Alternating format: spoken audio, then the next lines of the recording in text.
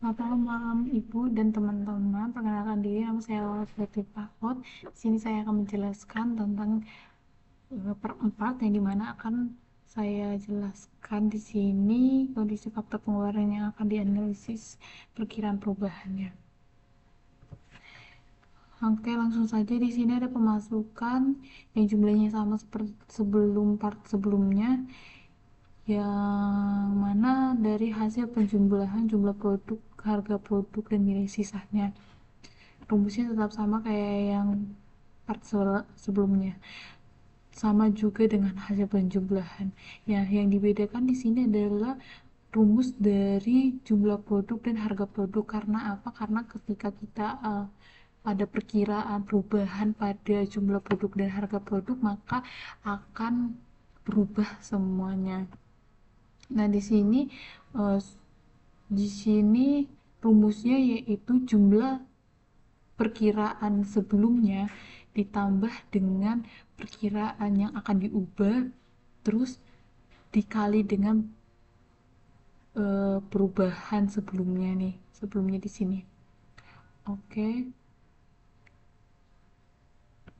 terus kita tinggal tarik saja ke samping.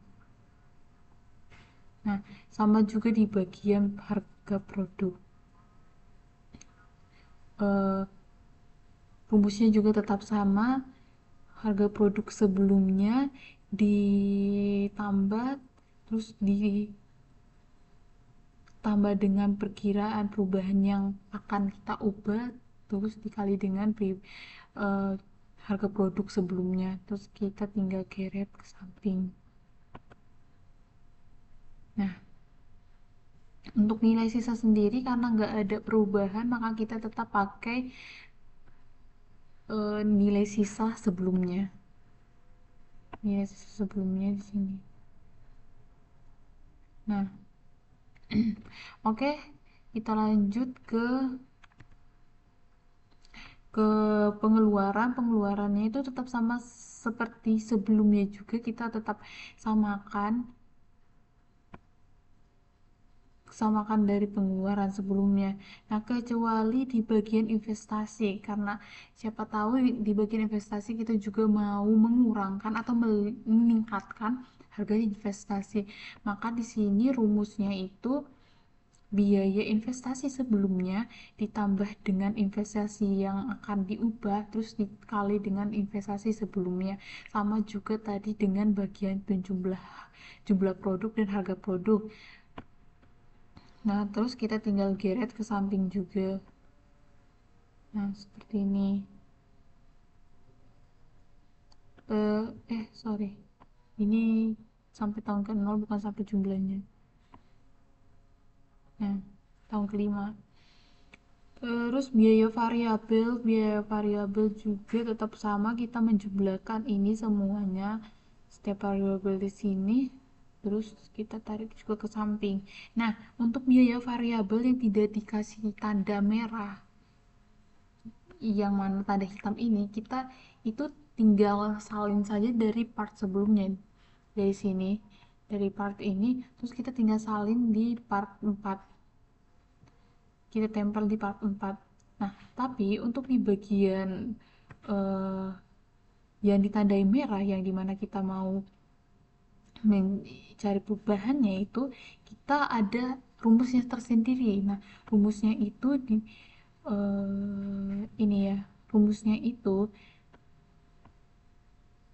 nilai sebelumnya nih, nilai sebelumnya nih ditambah dengan nilai sebelumnya lagi, terus dikali dengan eh, perkiraan perubahan yang akan datang. Maka hasil kita enter, terus kita tarik sampai tahun kelima. Kenapa kita gitu? Supaya pada saat perubahan ini kita mau ngubah presentasenya antara mau naikin atau turunin, maka harga nilainya itu akan setiap tahun pertama sampai tahun kelima itu akan berubah. Sama juga standing pouch. Di sini saya mengambil bagian kayu bakar sama soldering pots karena persentasenya paling tinggi di antara semuanya. Terus di sini biaya listrik juga tetap sama dari sebelumnya, sama keuntungannya. Nah, sampai dari sini tuh diikutin saja semuanya dari part sebelumnya. Oke, kita lanjut ke bagian sini. Nah, di sini NP di investasi kelanjutan usaha normal ini, NPV batas ambang normalnya itu 0. Nah, apabila di bawah 0 maka usaha ini dikatakan tidak layak. Mari kita lihat di sebelah sini. Di sini NPV-nya lebih dari 0, maka ini masih dikatakan layak ya. Terus di sini juga IRR-nya lebih dari diskon rate yang dipakai, maka usaha itu akan dikatakan layak. Serta gross BC lebih dari 1, maka usaha itu dikatakan layak. Kalau di bawah 1 maka usaha itu dikatakan tidak layak. Untuk net BC-nya juga lebih dari 1, maka usaha dikatakan layak. Mari kita lihat di usaha saya di sini itu sesuai dengan sensitivitas, yaitu masih dikatakan layak. Untuk BPP Piot juga lebih kecil dari umur bisnis, maka usaha disebut dikatakan layak. Nah, lanjut di sebelah sini. Nah, di sini inflasi sensitivitas itu nilai perubahan menurun 65%. Nah, di sini saya mengambil di bagian jumlah produk, saya ingin mengurangi 65%, maka min 65% produknya. Enter. Nah, maka ada perubahan yang tadi 2400 jadi 840 per tahunnya. Nah, kita turun ke bawah, kita akan cek di bagian sini. Nah, di sini IRR-nya itu udah 83% ya, dimana produk ini dikatakan layak nih. NPV dalam kondisi normal itu 200 juta 24.128.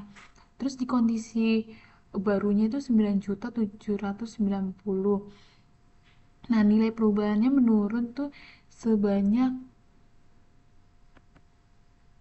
65%, yang mana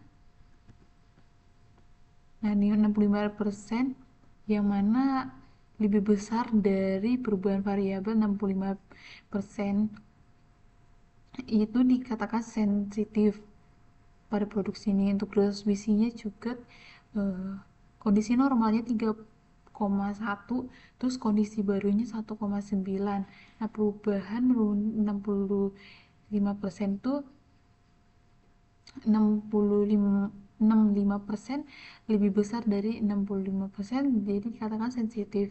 Terus juga net BC-nya juga di kondisi normal 6,6,3, di kondisi barunya 3,85.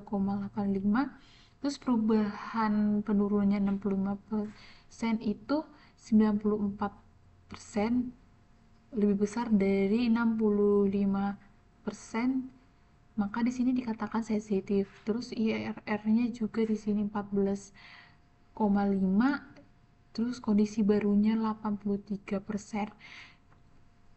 Maka nilai perubahan 65% itu 94% lebih besar dari 65%, maka dia dikatakan sensitif. Terus kita lanjut ke investasi nilai pengganti. Nah, di sini jika variabel hasil panen merupakan variabel yang sensitif, maka nilai yang dapat ditoleransi oleh usaha ini apabila terjadi penurunan besar, yaitu penurunan produknya 65%. Maka apabila terjadi penurunan hasil produk dari 65% akan menjadi tidak layak. Nah, suatu produk yang di bawah 65% itu maka akan dikatakan tidak layak. Jadi usaha tersebut kalau misalnya produknya dituruni 65%, maka tetap dikatakan layak, tapi kalau di bawah 65% maka produk tersebut tidak dikatakan tidak layak. Oke, baik, sekian dari penjelasan saya. Terima kasih.